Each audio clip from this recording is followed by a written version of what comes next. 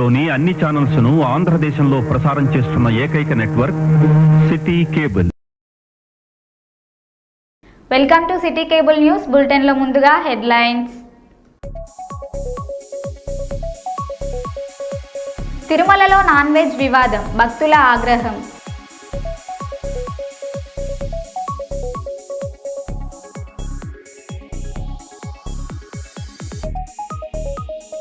Reliance అధినేత ముఖేష్ అంబానీ భారీ విరాళాలు.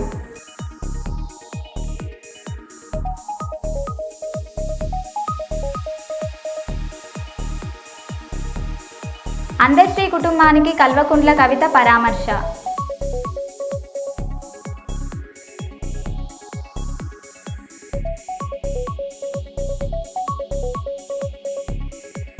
వరంగల్ జిల్లాలో కిడ్నీ రాకెట్ ముఠా హల్చల్.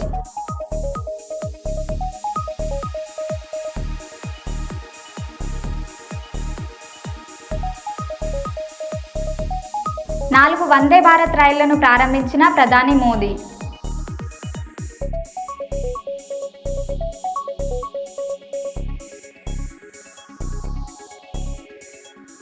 ఇక వివరాల్లోకి వెళ్తే, జనగామ జిల్లా దేవరుప్పల మండల కేంద్రానికి చెందిన ఆలకుంట్ల లక్ష్మి అక్టోబర్ 15న పాలకుర్తి మండల కేంద్రంలోని శ్రీ హరిత హాస్పిటల్కు గర్భసంచి ఆపరేషన్ నిమిత్తం వచ్చింది. అక్టోబర్ 17న డాక్టర్ సంజయ్ లక్ష్మికి గర్భసంచి ఆపరేషన్ చేయగా ఆమె పరిస్థితి విషమంగా ఉండడంతో రాత్రి 12 గంటల సమయంలో హుటాహుటిన హన్మకొండకు తీసుకెళ్లాలని సూచించగా అంబులెన్స్లో హన్మకొండకు వెళ్తుండగా మార్గమధ్యంలో స్టేషన్ గన్పూర్ దగ్గరలో మృతి చెందింది. డాక్టర్ ఆపరేషన్ చేయడం వల్లే లక్ష్మి చనిపోయిందని బంధువులు ఆగ్రహించి అదే రోజు అర్ధరాత్రి ధర్నా చేశారు. పోలీసులు పెద్ద మనసు సమక్షంలో 8 లక్షలు లక్ష్మి కుటుంబానికి చెల్లించేందుకు అంగీకరిస్తూ ఆసుపత్రి యాజమాన్యం దగ్గర బంధువులు ప్రామిసరీ నోటు రాసిచ్చాడు. 2 లక్షలు అప్పుడే చెల్లించాడు. మిగతా డబ్బులు రేపు మాపు అని సతాయిస్తూ పెద్ద మనుషులు చెప్పిన డబ్బులు ఇవ్వకుండా డాక్టర్ సతాయిస్తున్నాడని ఆగ్రహం వ్యక్తం చేస్తూ బంధువులు శ్రీ హరిత హాస్పిటల్ ముందు బైఠాయించి పెద్ద ఎత్తున ఆందోళన నిర్వహించారు.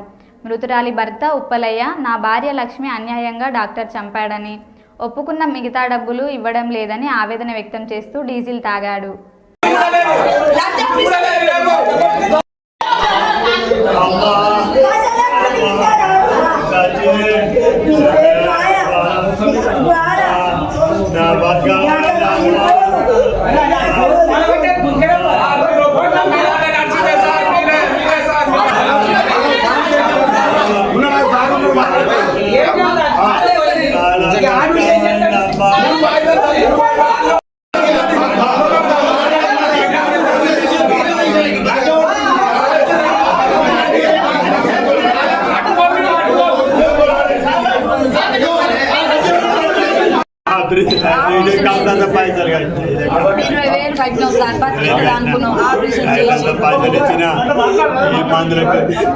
మెడికల్ షాప్లో నాకు 7 గంటల వీడియో కాల్ మాట్లాడింది.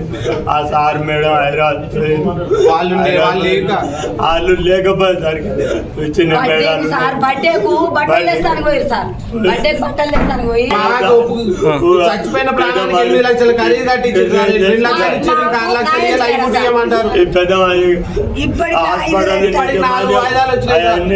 నన్ను ముంచి 3 జరిగేస్తారయ్యా ఏం చేద్దాం అంటారయ్యా. హాస్పిటల్ పోయే లోపే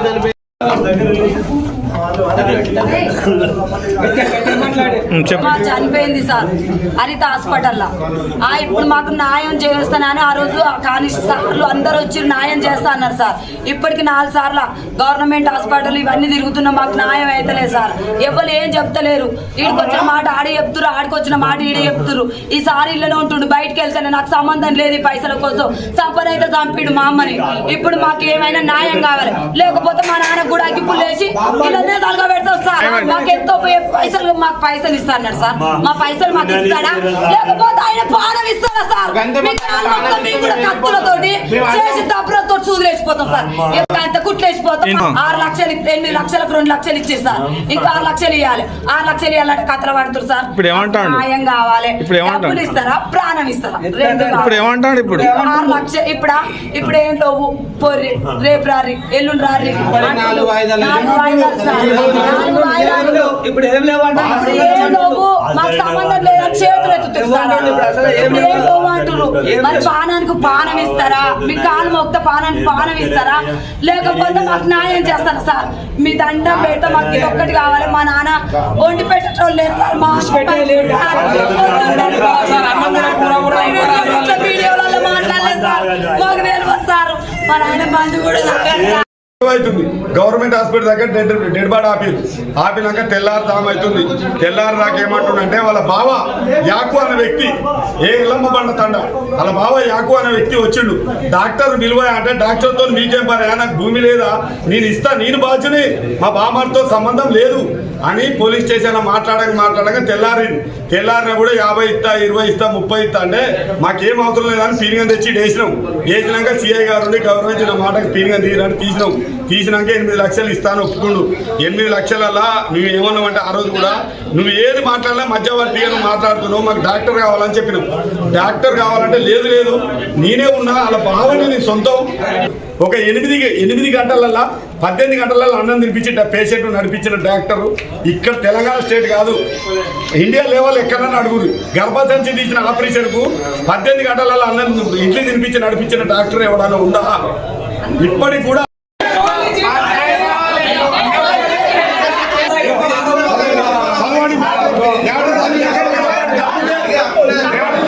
తెలంగాణ జాగృతి అధ్యక్షురాలు కల్వకుంట్ల కవిత ప్రముఖ కవి అందశ్రీ కుటుంబాన్ని పరామర్శించారు. హైదరాబాద్లోని ఆయన నివాసానికి చేరుకున్న కవిత కుటుంబ సభ్యులకు ధైర్యం చెప్పారు. తెలంగాణ ఆత్మను పదాల్లో ప్రతిబింబించిన మహాకవి అందశ్రీ ఇక లేరన్న వార్త నమ్మలేకపోతున్నానని ఆమె ఈ సందర్భంగా తెలిపారు. ఆయన రచించిన జయ జయ హే తెలంగాణ గీతం రాష్ట్ర చరిత్రలో శాశ్వతంగా నిలిచిపోతుందని కవిత భావోద్వేగంగా పేర్కొన్నారు.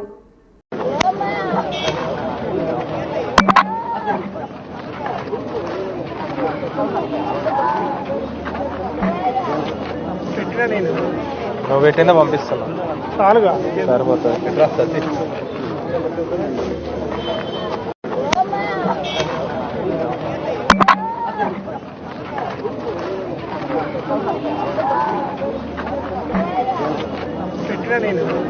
నువ్వు పెట్టినా పంపిస్తున్నా సరిపోతుంది. జూబ్లీ హిల్స్లో గట్టిగా కొడితే రేవంత్ రెడ్డి 3 ఏళ్లు ఉంటాడో 3 నెలలు ఉంటాడో తెలుస్తుంది. ఢిల్లీలో నల్గొండ, ఖమ్మం లీడర్లు సీఎం కుర్చీ కోసం కత్తులు నూరుతున్నారు అని కేటీఆర్ అన్నారు. మీరు జూబ్లీ హిల్స్ లగిన గట్టిగా దిమ్మ తిరిగి మైండ్ బ్లాంక్ అయ్యేటట్టు కొడితే 3 ఏళ్లు ఉంటాడో 3 నెలలు ఉంటాడో ఆయన సీటుకే గ్యారంటీ లేదు. 3 ఏళ్ళట 3 ఏళ్లు అంత సినిమా లేదు. మీరు జూబ్లీ హిల్స్ లో గట్టిగా కొడితే 3 ఏళ్లు ఉంటాడో రేవంత్ రెడ్డి, 3 నెలలు ఉంటాడో ఎవరికి ఎరక లేదు. ఎందుకంటే ఆల్రెడీ ఢిల్లీలో కత్తులు నూరుతున్నారట. ఢిల్లీలో బ్రహ్మాండంగా కత్తులు నూరుతున్నారట.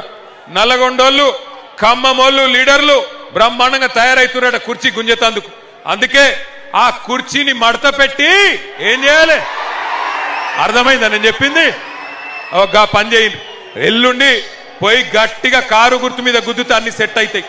మీరు జూబ్లీ హిల్స్ లగిన గట్టిగా దిమ్మ తిరిగి మైండ్ బ్లాంక్ అయ్యేటట్టు కొడితే 3 ఏళ్లు ఉంటాడో 3 నెలలు ఉంటాడో ఆయన సీటుకే గ్యారంటీ లేదు. 3 ఏళ్ళట 3 ఏళ్లు అంత సినిమా లేదు. మీరు జూబ్లీ హిల్స్ లో గట్టిగా కొడితే 3 ఏళ్లు ఉంటాడో రేవంత్ రెడ్డి, 3 నెలలు ఉంటాడో ఎవరికి ఎరక లేదు. ఎందుకంటే ఆల్రెడీ ఢిల్లీలో కత్తులు నూరుతున్నారట. ఢిల్లీలో బ్రహ్మాండంగా కత్తులు నూరుతున్నారట. నల్లగొండోళ్ళు, ఖమ్మమోళ్ళు లీడర్లు బ్రహ్మాండంగా తయారవుతున్నారట కుర్చీ గుంజేతందుకు. అందుకే ఆ కుర్చీని మడత పెట్టి ఏం చేయాలి అర్థమైందా నేను చెప్పింది? ఒక పని చేయండి, ఎల్లుండి పోయి గట్టిగా కారు గుర్తు మీద గుద్దుతే అన్ని సెట్ అవుతాయి. ఈ కాంగ్రెస్ ప్రభుత్వం దద్దమ్మ ప్రభుత్వం. మధిర నియోజకవర్గంలో సిపిఎం నాయకుడు సామినేని రామారావు హత్య జరిగి 9 రోజులైన దోషులను పట్టుకోలేదు. ఈ హత్య చేసింది కాంగ్రెస్ నాయకులే అని మేము చెప్తున్నాం. దీనిపై విచారణ జరిపి దోషులను శిక్షించే వరకు ఈ ప్రభుత్వాన్ని వదిలిపెట్టమని సిపిఎం జాతీయ నేత బివి రాఘవులు అన్నారు.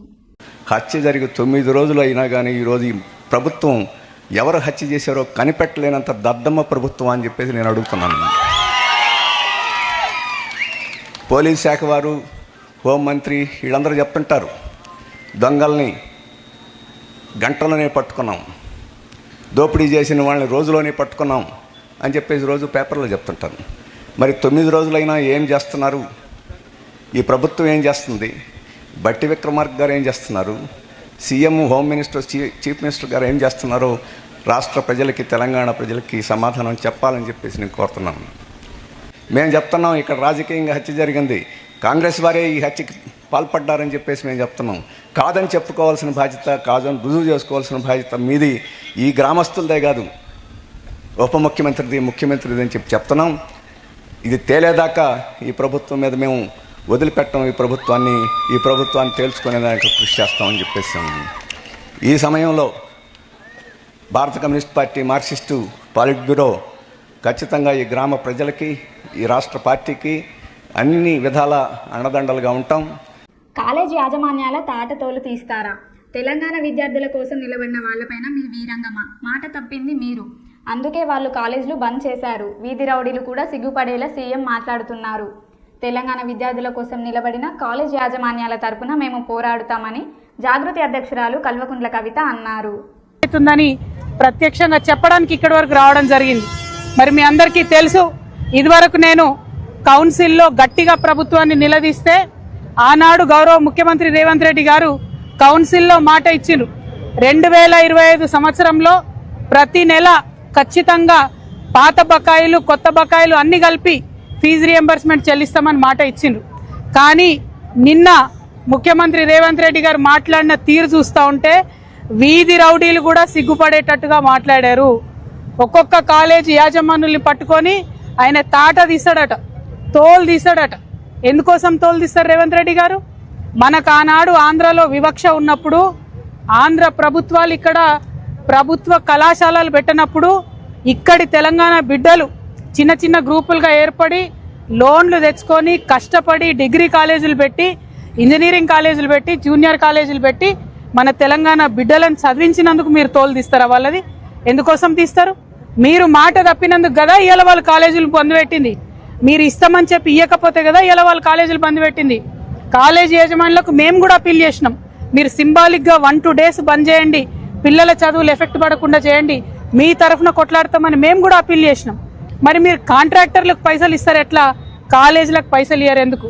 అవి పక్కన పెట్టుకొని మీ తప్పులు పక్కన పెట్టి, మీ తప్పులు దాచిపెట్టి కాలేజీ వాళ్ళ మీద మీరు నిన్న చేసినటువంటి వీరంగం అన్నది తప్పు. దీన్ని మేము తీవ్రంగా ఖండిస్తా ఉన్నాం. మీరు క్షమాపణ చెప్పాలి. మిమ్మల్ని వరంగల్ జిల్లాలో కిడ్నీ రాకెట్ ముఠా హల్చల్. గ్రౌండ్ వద్ద క్రికెట్ ఆడుతున్న బాలుడిని కారులో ఎక్కించి ఇంజెక్షన్ చేసి కిడ్నీలు అమ్మేస్తామని బెదిరించిన ముఠా. బాలుడు కేకలు వేయడంతో కారులో నుండి దించేసి పారిపోయిన దుండగులు. వరంగల్ జిల్లా కేంద్రంలోని మిల్స్ కాలనీ సమీపంలో గ్రౌండ్ వద్ద క్రికెట్ ఆడుతున్న బాలుడిని కారులో ఎక్కించుకుని కిడ్నీలు అమ్మేస్తామని బెదిరించిన దుండగులు. బాలుడు కేకలు వేయడంతో వదిలేసి పారిపోగా పోలీసులకు ఫిర్యాదు చేసిన బాలుడి తల్లిదండ్రులు. ప్రాంక్ వీడియో కోసం చేశారని అనుమానంతో కేసు నమోదు చేసి దర్యాప్తు చేస్తున్న పోలీసులు.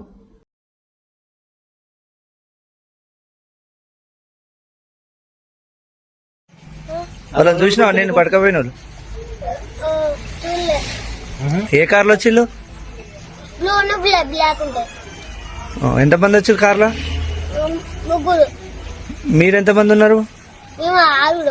ఎక్కడ ఆడుకుంటున్నారు?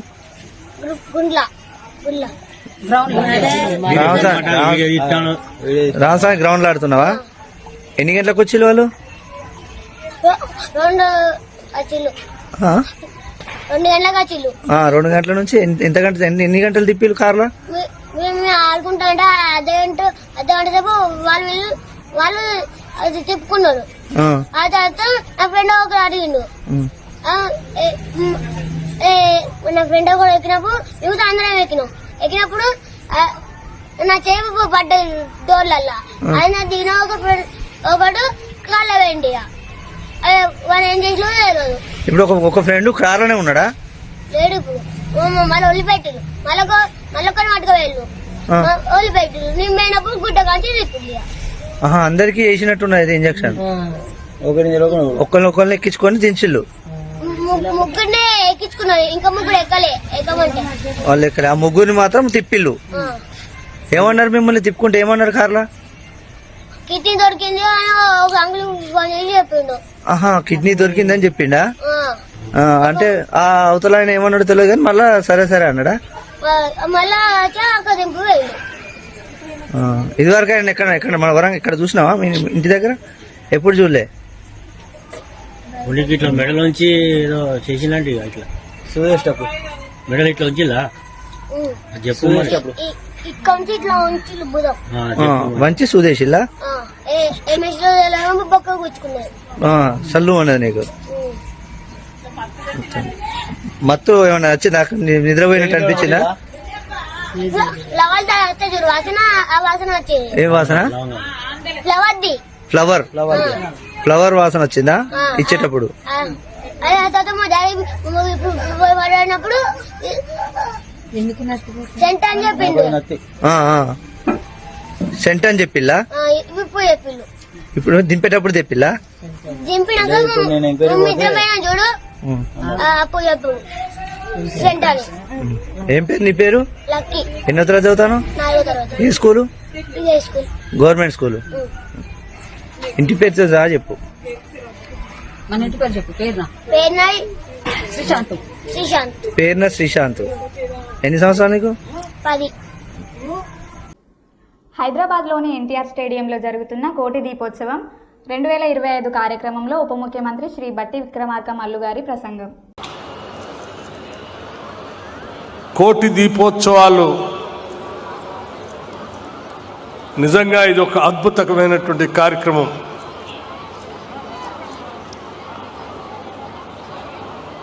అజ్ఞానం అనే గాఢాంధకారం నుంచి బయటికి తీసుకుని వచ్చి వెలుగులు నింపేటువంటి ఈ దీపాన్ని వెలిగించేటువంటి కార్యక్రమం మన సంస్కృతి సాంప్రదాయాల్లో అనేక శతాబ్దాలుగా వస్తూ ఉన్నటువంటి సాంప్రదాయం ఇది. ఆ పరమ పవిత్రమైనటువంటి దేవుడికి దేవుళ్ళకి దీపాలు వెలిగించి ఆరాధన చేస్తూ ఈ సమాజాన్ని అందరినీ చల్లగా చూడమని, మమ్మల్ని మా కుటుంబాన్ని చల్లగా చూడమని వేడుకునేటువంటి కోట్లాది మంది ప్రజలు ఈరోజు దీపాలు వెలిగించి సమస్త తెలంగాణ ప్రజల క్షేమం కోసం మీరు చేస్తున్నటువంటి ఈ పుణ్య కార్యక్రమం అద్భుతమైనటువంటి కార్యక్రమంగా రాష్ట్ర ప్రభుత్వం భావిస్తా ఉంది. ఉత్సవాల కార్యక్రమాన్ని, మన తెలుగు సంస్కృతి సాంప్రదాయాల్ని భవిష్యత్ తరాలకి ఈ దీపాలు వెలిగిస్తూ, జ్ఞానాన్ని వెలిగిస్తూ, దేవుణ్ణి ప్రార్థిస్తూ మా అందరినీ కాపాడవాలని చెప్పేటువంటి ఈ సాంప్రదాయాన్ని తప్పనిసరిగా రాష్ట్ర పండుగనే కాకుండా జాతీయ పండుగ కూడా ఉండాలని మనస్ఫూర్తిగా ఈ రాష్ట్ర ప్రభుత్వం అభిలషిస్తూ ఉంది. ఈనాడు మీరు అనేక ప్రాంతాల నుంచి ఈ సంవత్సరమే కాదు అనేక సంవత్సరాలుగా భక్తి టీవీ వారు ఇక్కడ నిర్వహిస్తున్నటువంటి ఈ కార్యక్రమంలో పాలు పంచుకుంటూ, ఈ దైవాల్ని కోరుకుంటూ ఇక్కడికి వస్తున్నటువంటి మీ అందరికి కూడా నేను ఈ రాష్ట్ర ప్రభుత్వం తరఫున నా హృదయపూర్వకమైనటువంటి అభినందనలు, కృతజ్ఞతలు కూడా తెలియజేస్తా ఉన్నాను. అలాగే ఇటువంటి పరమ పవిత్రమైనటువంటి కార్యక్రమానికి నన్ను ప్రత్యేకంగా ఇక్కడికి ఆహ్వానించి, కుటుంబ సమేతంగా ఆహ్వానించినందుకు భక్తి టీవీ వారికి నా హృదయపూర్వకమైనటువంటి కృతజ్ఞతలు, అభినందనలు కూడా తెలియజేస్తా ఉన్నాను. సోదరులు నరేంద్ర చౌదరి గారు కేవలం వార్తల్ని వార్తలుగా చూపించడమే కాదు, భక్తి టీవీతో కేవలం ఈ రాష్ట్రంలోనే కాదు దేశవ్యాప్తంగా, ప్రపంచవ్యాప్తంగా కూడా ఈరోజు కోట్ల మంది ఈ కోటి దీపోత్సవాల కార్యక్రమాన్ని వీక్షించే విధంగా భక్తి టీవీ ద్వారా ప్రపంచానికి అందిస్తున్న మీ కార్యక్రమం అద్భుతమైనటువంటి కార్యక్రమం, అభినందించదగినటువంటి కార్యక్రమం. కేవలం ఇక్కడ ఉన్నటువంటి వాళ్లే కాకుండా మనం చేసే ఈ కార్యక్రమాన్ని ఇళ్లల్లో కూడా ఉండి ప్రపంచవ్యాప్తంగా కొన్ని కోట్ల మంది దీన్ని వీక్షిస్తూ ఉన్నారన్న సంగతి మీ అందరికి కూడా తెలియదు కాదు. ప్రతి సంవత్సరం వారు నిష్ఠతో ఈ కార్యక్రమాన్ని ఈ ప్రాంతంలో నిర్వహించడం తెలంగాణ రాష్ట్ర ప్రభుత్వం తరఫున, తెలంగాణ రాష్ట్ర ప్రజలందరి తరఫున కూడా వారికి అభినందనలు తెలియజేస్తూ మీ అందరి జీవితాల్లో కూడా సుఖ సంతోషాలతో, సౌఖ్యాలతో, సౌభాగ్యాలతో విలసిల్లాలని, తెలంగాణ రాష్ట్ర సమాజం అంతా కూడా అద్భుతమైనటువంటి ప్రగతి సాధిస్తూ ఈ రాష్ట్రం ఈ దేశంలో ఉన్నటువంటి రాష్ట్రాలతోనే కాదు, ప్రపంచంలో ఉన్నటువంటి దేశాలతో పోటీ పడే స్థాయిలో తెలంగాణ రైజింగ్ అనేటువంటి నినాదంతో ఈ రాష్ట్ర ప్రభుత్వం చేస్తున్నటువంటి అనేక అభివృద్ధి ప్రగతి కార్యక్రమాలకు కూడా మీ అందరి ఆశీస్సులు కావాలని చెప్పి మనస్ఫూర్తిగా కోరుకుంటూ సెలవు తీసుకుంటున్నాను. నమస్కారం, ధన్యవాదాలు. 4 వందే భారత్ రైళ్లను ప్రారంభించిన ప్రధాని మోదీ. ప్రస్తుతం ఉత్తరప్రదేశ్ నుండి వారణాసిలో పర్యటిస్తున్న మోదీ బనారస్ నుండి ఖజురహో, లక్నో నుండి సహరన్పూర్, ఫిరోజ్పూర్ టు ఢిల్లీ, ఎర్నాకులం టు బెంగళూరు మార్గాల్లో వందే భారత్ రైళ్లను ప్రారంభించిన మోదీ सम्मानित करें। और वो स्वर्णिम घड़ी आ गई जबकि भारत के यशस्वी माननीय प्रधानमंत्री जी के द्वारा हरी झंडी दिखाकर बनारस से 4 नई वंदे भारत एक्सप्रेस बनारस खजुराहो, एर्नाकुलम बेंगलुरु, फिरोजपुर से दिल्ली और लखनऊ से सहारन वंदे भारत एक्सप्रेस ट्रेन सेवाओं का एक साथ शुभारंभ किया गया है। आइए जोरदार तालियों के माध्यम से इन सौभाग्यशाली क्षणों का स्वागत अभिनंदन करें।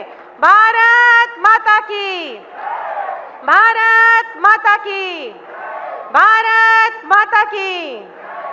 आज भारत के रेल इतिहास में एक और स्वर्णिम अध्याय जुड़ गया है।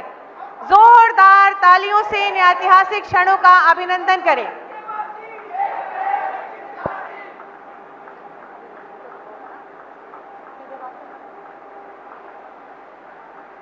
यह क्षण केवल नई ट्रेन सेवाओं का आरंभ नहीं, बल्कि आत्मनिर्भर भारत की दिशा में बढ़ता एक और सशक्त और आत्मनिर्भर कदम।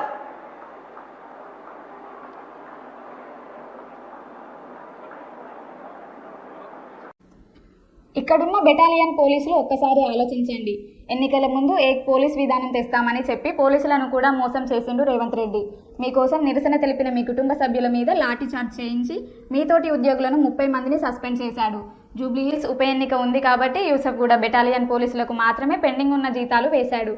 ఇలాంటి అరాచకపు ప్రభుత్వానికి అండగా ఉండొద్దని పోలీసు అన్నలను విజ్ఞప్తి చేస్తున్నాను అని కేటీఆర్ అన్నారు. రాష్ట్రమంతటా ఏక్ పోలీస్ విధానం తీసుకొస్తా అని చెప్పి నమ్మబలికిండు రేవంత్ రెడ్డి గారు. కానీ ఎలక్షన్లు అయిపోగానే మీకు కూడా మోసం చేసిండు. మోసం చేసి మీ కుటుంబ సభ్యులను కొట్టించిండు పోలీసులతో. 30 మందిని సస్పెండ్ చేయించిండు.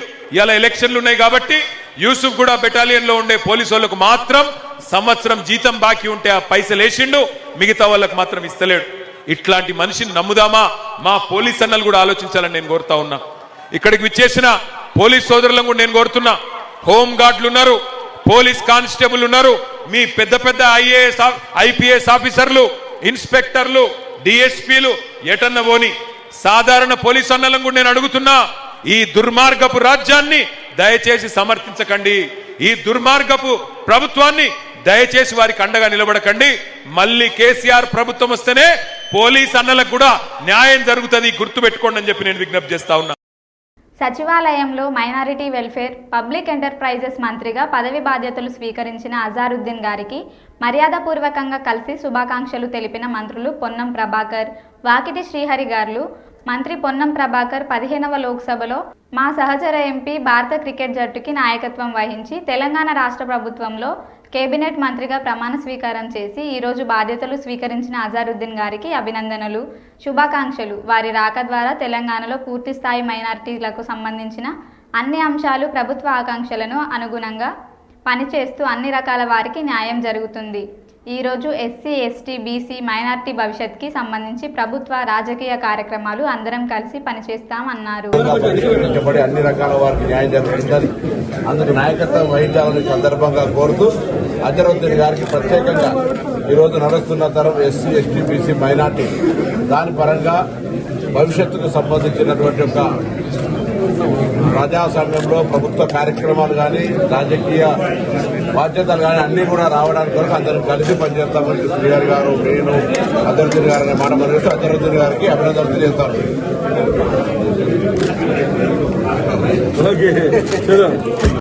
మరో బులెటిన్లో మళ్ళీ కలుద్దాం. Stay tune.